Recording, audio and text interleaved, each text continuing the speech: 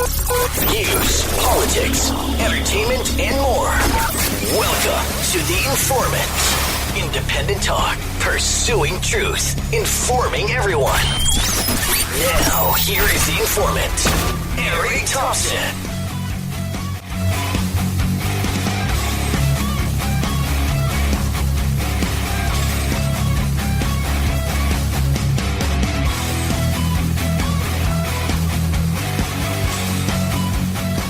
Hey, good evening. Welcome to The Informant. Thank you again for joining me here on Mojo50.com over on iHeartRadio and Spreaker. It's a pleasure and an honor to do the show with you guys Monday through Friday. This is ending up another week here of busy.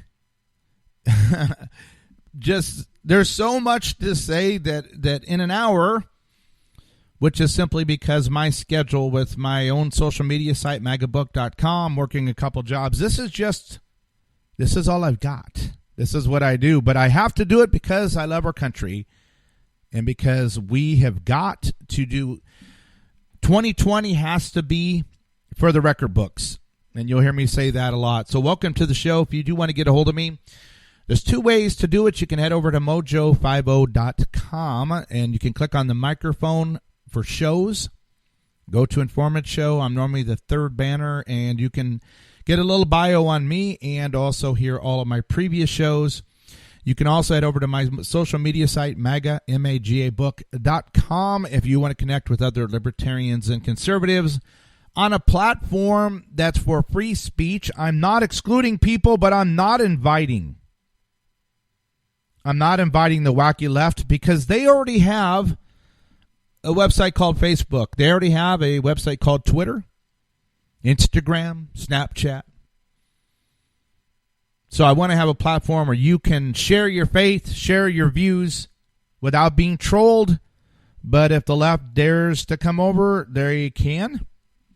Just may not be the most futile, or what do you want to call it, fertile grounds for them to move on with their crazy agenda.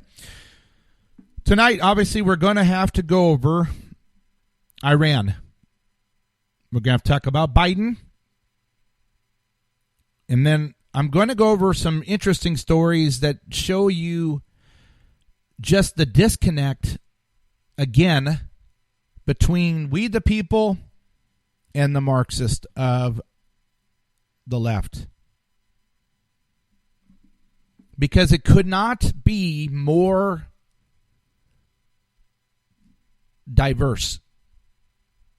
The diversion, the left, as they call themselves,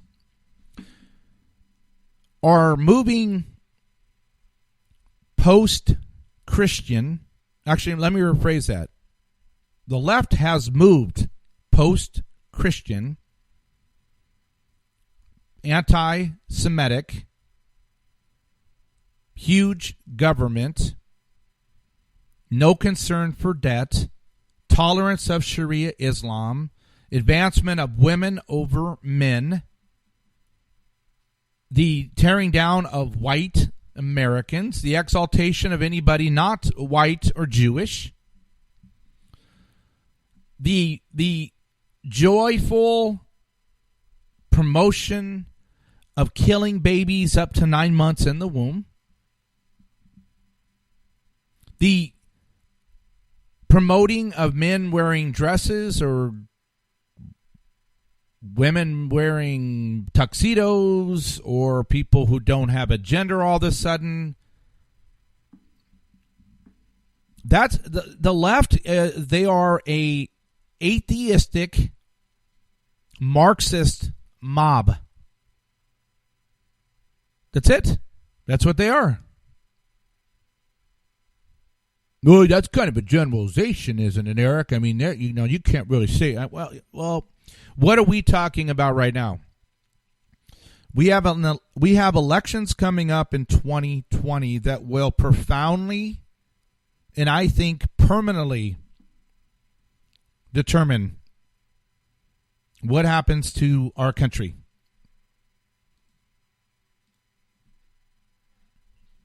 I mean, there's articles here I'm going to go over. There's one I just see here on MSN that a judge blocked ICE from going in and doing their job. I mean, when you have courts, when you have judges, and the one I think it was out in Massachusetts or whatever it is where she got arrested for allowing a criminal alien to leave her court through a back door because it's against the law to aid and abet an illegal alien. So let's get started here on the big story. I am a conservative independent. I am a strong social conservative because I think my positions are biblical. And I am a non-interventionist now compared to when George W. Bush was in office and I went to Desert Storm for a short period of time and came back, and then I saw the aftermath and the families that fell apart, etc., etc., and then obviously the second time back into Iraq, Afghanistan, Syria. President Trump has surrounded himself with really strong people, but he has a guy named last name Bolton and Lindsey Graham. They liked, and when John McCain was alive, they like war. They like to go blow people up. They like to drop bombs. So, Iran, as you know, by now, they shot down one of our drones, and they're saying, well, we had a right to because it was in our airspace, and the United States said, no, you had no right to. The Straits of Hormuz. So instead of saying, like President Trump did when asked about it, he goes, I think somebody made a mistake over there. But that's a big, big mistake, and they're going to have to pay for it. So the war hawks are like, yeah, it's time. We're going to make up for the barracks being taken out in Lebanon. We're going to finally, Iran's going to pay. And we're going to use a drone getting shot down as our justification. Because I was listening today, I don't know if it was a local guy or what, but I think Iran's military is like 20-something or 30-something most powerful military in the world compared to ours, number one. So all day it's been like, okay, so what are we going to do? Is America going to, is President Trump going to refrain? Is he going to refrain from violence because he ran on not being an interventionist or a war hawk? Is he, he's pulling us out of Syria and Afghanistan. Is he going to fight the hawks and say, we're going to do this very slowly and systematically? Or is he going to do the status quo of, well, now it's time. Okay, they blew up a drone. We need to go blow up some of their stuff. And then Russia is saying, like I've been telling you, if the United States starts bombing Iran, that's a problem. See, Iran, the Islamic fundamentalist side of Iran, they believe that there's a 12th imam, like the main prophets that have come through their religion. But the next one that is going to come will take over the world for Sharia, for Islam, global caliphate. And really, the only thing stopping him is Israel and the United States. But really, Israel. So they would love to get rid of Israel. But the pesky United States is in the way. I believe Russia wants President Trump to lose. So one way to do it is to encourage North Korea to play games, to encourage China to mess with us, to encourage Iran to test us. And if they were to get pulled into a conflict with the United States, Russia gets involved. Maybe China says we're going to pull out of trade negotiations. Kim Jong-un maybe says, you know what, I'm just going to keep killing my people, and South Korea better watch out. So here you go. This is from MSN. This is from the New York Slimes article. I'm just using it because I want you to know what they're saying. Trump approves strikes on Iran, but then abruptly pulls back.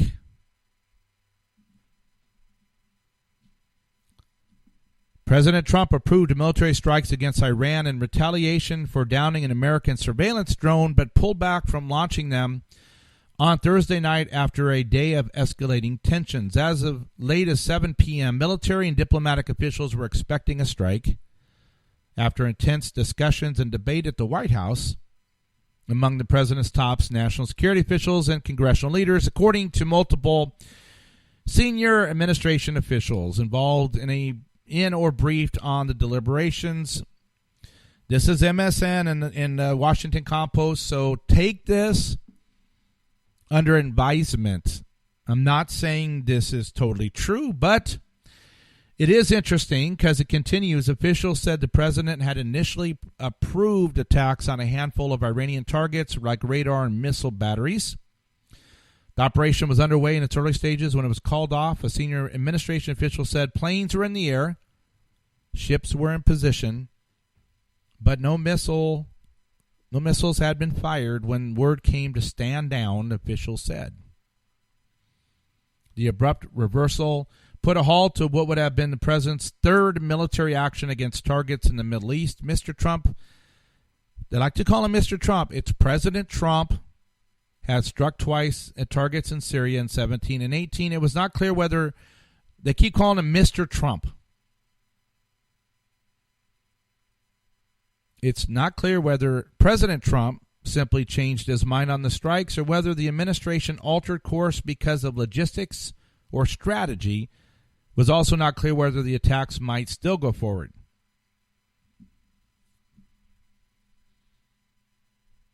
The retaliation plan was intended as a response for the shooting down of an unmanned $130 million surveillance drone.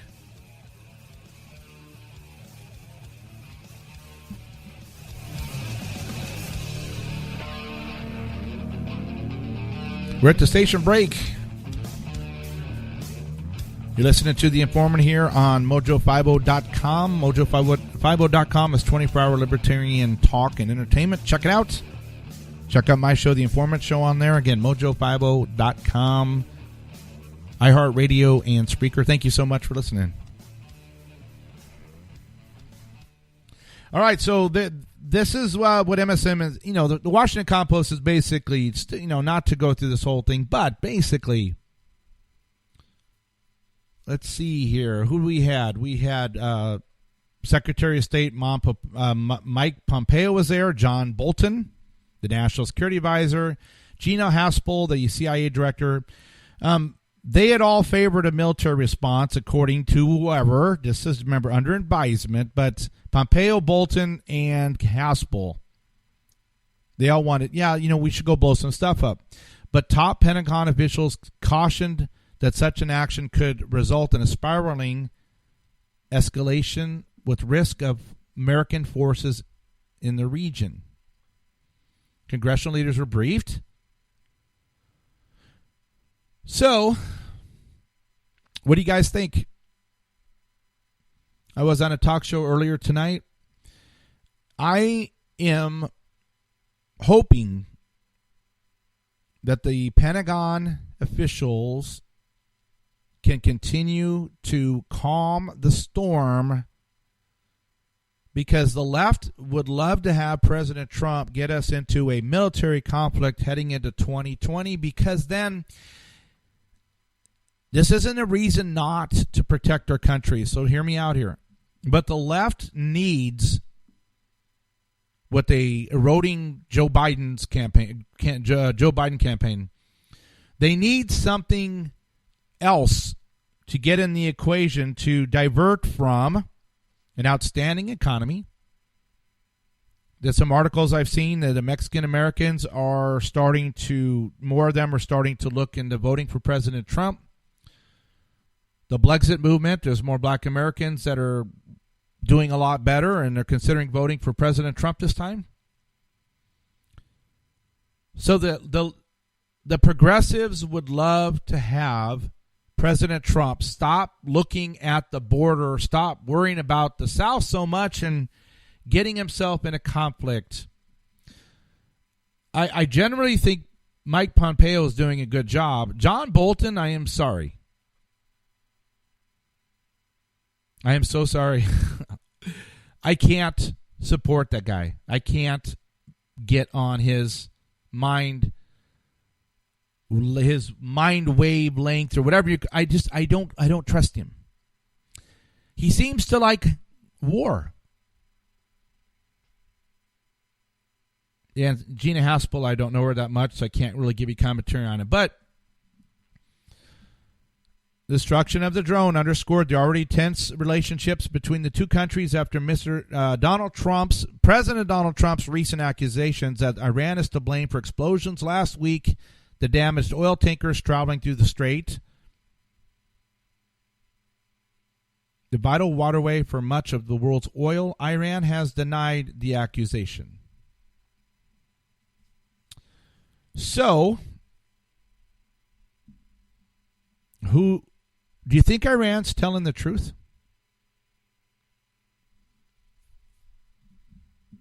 Well, here's an article that I found on Gateway Pundit. Iran released edited video of U.S. drone being shot down. Soldiers heard cheering. Allahu Akbar. This is from Kristen Taylor. Gateway Pundit. Iran's Islamic National Guard Corps released video Thursday of the Wednesday shoot down of a $220 million armed, whatever it is, $130 million, $200 million, whatever at this point. Shooting down of a $200 million armed U.S. RQ-4A Global Hawk reconnaissance drone in international airspace over the Strait of Hormuz. The video was posted by their Iranian propaganda outlet Press TV. The video is edited to make it appear the missile traveled a shorter distance than it actually did to take out the drone. As the drone is seen exploding from the impact, celebrating soldiers can be heard off camera shouting Islamist supremacy slogans, Allahu Akbar, and then Inshallah. The way I look at it is this. Iran hates, when I'm saying Iran, the government. The leadership of Iran, the former country of Persia, has always wanted world dominance, and being that it is a fundamental Sharia sect that is running the government, I'm talking about the people that are pulling the strings. They in their own twisted minds, I believe, think that Allah will protect them or will be with them. And then since they buddied up with Russia, Turkey, China, North Korea, I don't think that Iran thinks that we actually would go to war with them, a full war. So, if you want to test the beast, then what they do is, okay, well, let's shoot a drone down. All right, let's see what happens. Okay, well, remember it happened when Obama was in office? They went and took one of our small naval ships and put the guys on their knees with their hands on their heads and took pictures and mocked us. Then they're down there blowing up oil tankers last week to try to get America to get involved back over there again, and now they're shooting down our drone. So what normally happens in this situation is that America, the hawks, they get all worked up. Nobody's pushing us around. We're going to go and blow up their stuff because they blew up our stuff. And in the end, what happens? Now think practically. What happens? So let's say if this story is correct, let's say that they did blow up some maybe military sites, satellites. Let's say we did blow a couple of those up. We spent another $1 billion or $2 billion on missiles. So then what does Iran do? Propaganda comes out. Russia's pushing the propaganda. United States, the war hawk, President Donald Trump is just like the rest of them. He's blowing up a country that did not admit to doing anything, and there's no proof. The United States are imperialist. So to go back and to blow up some of their stuff when they blew up some of our stuff, my opinion is this, and then we'll move on. Here's what I think should happen. If I'm President Donald Trump, hey, Putin, hey, Iran, here's a message for you guys. I know you don't like us, Iran, and we could care less about you. You shot down a drone of ours. It's against international law. Nobody died. No one was injured. You're saying that it was justified. We're saying it's not. So this is how we're going to move forward from our position. If you shoot at or anything else of ours, or hurt, threaten, kill any Americans, we're going to destroy all of your nuclear facilities. Period. What I'm learning since President Trump has been in office specifically, but when I review my life,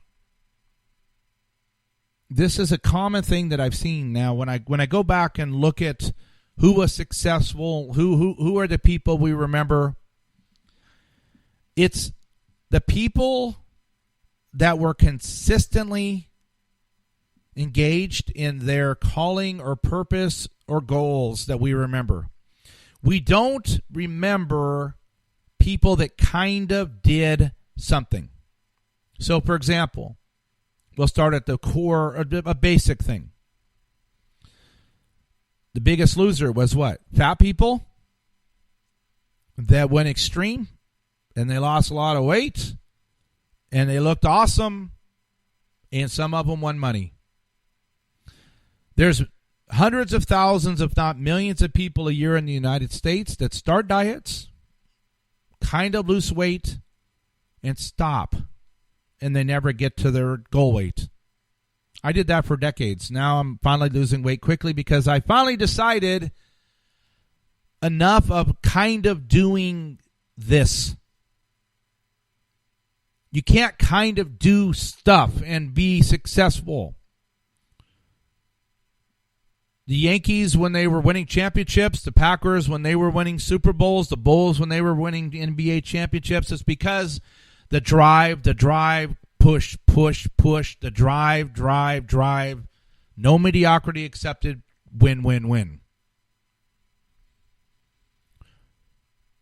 The America that from the 80s, when a lot of us remember it, that was how America was functioning. But ever since the Marxists had poured out 3 or 4 generations, now there's even a school I'm hearing about where they don't even want to maybe have sporting teams because it creates competition.